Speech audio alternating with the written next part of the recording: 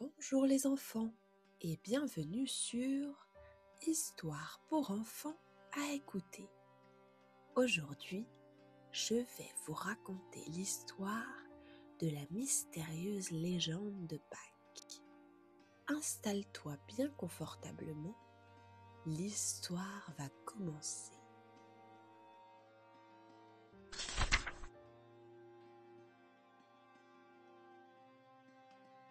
Il neigeait encore alors que le calendrier affichait déjà le mois d'avril.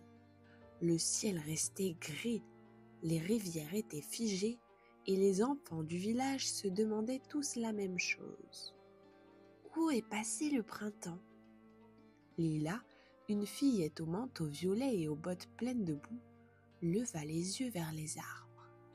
Pas un bourgeon, pas une fleur, même les oiseaux semblaient avoir disparu. « Grand-mère, pourquoi l'hiver reste si longtemps ?» demanda-t-elle. La vieille dame regarda le ciel avec inquiétude. « Il se dit, chuchota-t-elle, qu'un jour, si le printemps n'était pas réveillé à temps, il pourrait s'endormir pour toujours. »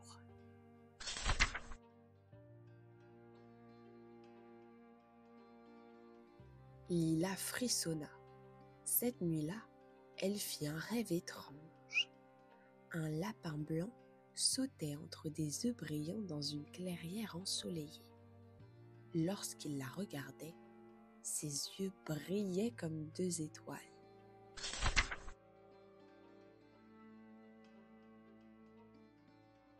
Au petit matin, Lila sortit de chez elle et découvrit quelque chose d'étrange. Une empreinte de lapin, mais dorée, scintillante, comme si elle avait été tracée par la lumière elle-même. Elle suivit les traces à travers champs et bois jusqu'à la lisière de la forêt enchantée. Là, elle entendit une petite voix.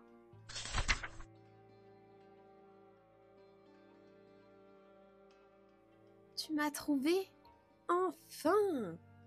Devant elle, assis sur une souche, se trouvait un lapin blanc géant, vêtu d'un gilet en velours vert et portant une petite montre en or autour du cou. « Je suis Mistral, gardien de Pâques, et cette année, j'ai besoin de ton aide. »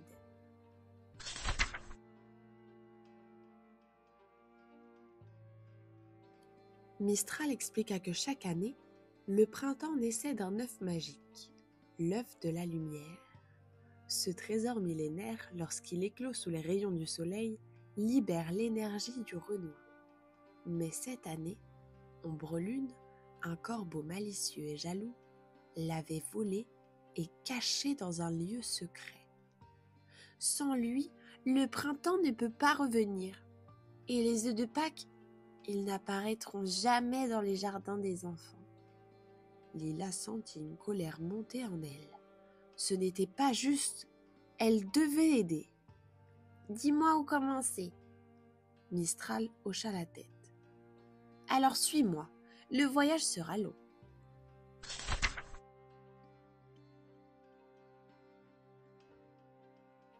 Leur chemin les mena d'abord au royaume gelé de l'hiver éternel, une vallée oubliée où la neige ne fond jamais. Là, ils rencontrèrent la Dame des Glaces, une reine toute vêtue d'argent. « Pour passer, vous devrez répondre à mon énigme, » dit-elle en souriant mystérieusement.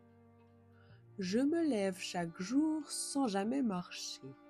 Je chasse l'ombre sans la toucher. Et quand je me couche, tout redevient glacé. » Lila réfléchit puis souffla. « Le soleil ?»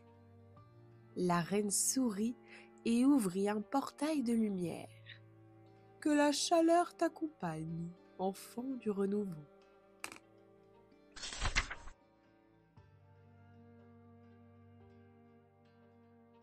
Dans une montagne aux parois de cristal, ils découvrirent une grotte où le temps s'étirait. Chaque minute pouvait durer 1 heure ou 1 seconde. Ils rencontrèrent Horatio, un vieux hibou aux lunettes rondes, gardien des horloges du monde. « Si vous cherchez l'œuf de la lumière, il vous faudra ce sablier magique. Il vous protégera du piège du temps. Mais il devait le mériter. Dansez avec les aiguilles, dit-il. Lila et Mistral firent une étrange danse entre les cadrans, les tic-tac et les rouages. Quand la dernière note résonna, le sablier s'illumina.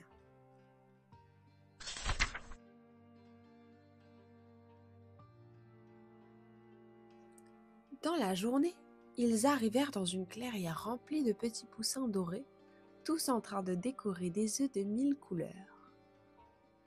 Bienvenue dans le sanctuaire de la tradition, dit le plus gros des poussins.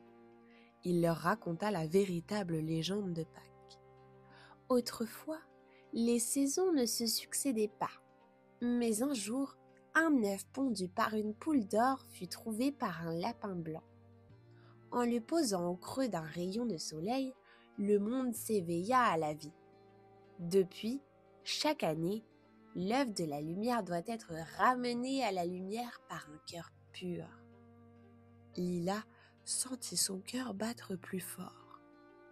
Nous devons le retrouver, pour tout le monde.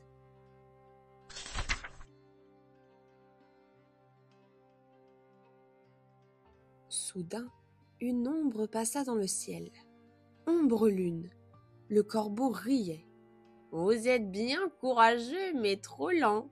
L'œuf est à moi et l'hiver sera éternel. » Il s'envola vers la tour de l'ombre, nichée au sommet d'une falaise. « Vite !» cria Lila. « Il ne nous reste que quelques grains de sable. »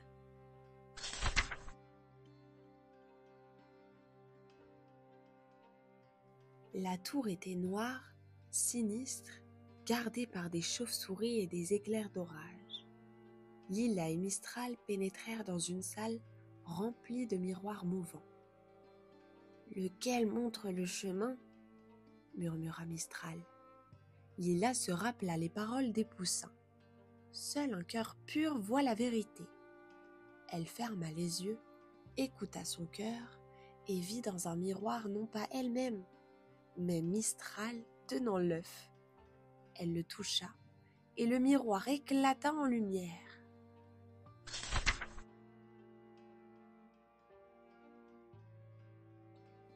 L'œuf de la lumière lévitait.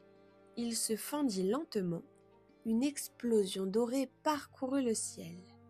Les nuages fondirent, les rivières se remirent à couler, les fleurs surgirent du sol et les chants des oiseaux résonnèrent à nouveau.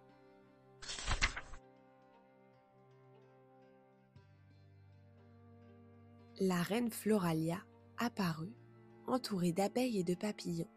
« Merci Lila, grâce à toi, la vie revient. » Ombre-lune, les ailes baissées, s'approcha. « Je voulais juste briller, moi aussi. » La reine le toucha du doigt.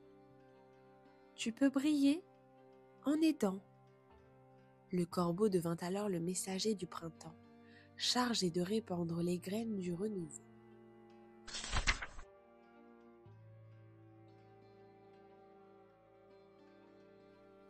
De retour au village, Lila fut accueillie comme une héroïne. Les enfants découvrirent des œufs colorés dans les jardins, les cloches sonnèrent à toute volée et le soleil chauffait enfin la terre. Mistral, prêt à repartir pour un nouveau cycle, la serra dans ses pattes. « Tu as sauvé le printemps. »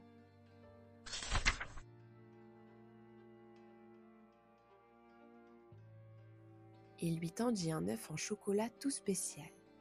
À l'intérieur brillait une petite lumière dorée. « C'est un fragment de l'œuf de la lumière. Garde-le toujours. » Et dans les années qui suivirent, chaque fois que le printemps semblait tarder, Lila n'avait qu'à le regarder pour voir les premières fleurs apparaître.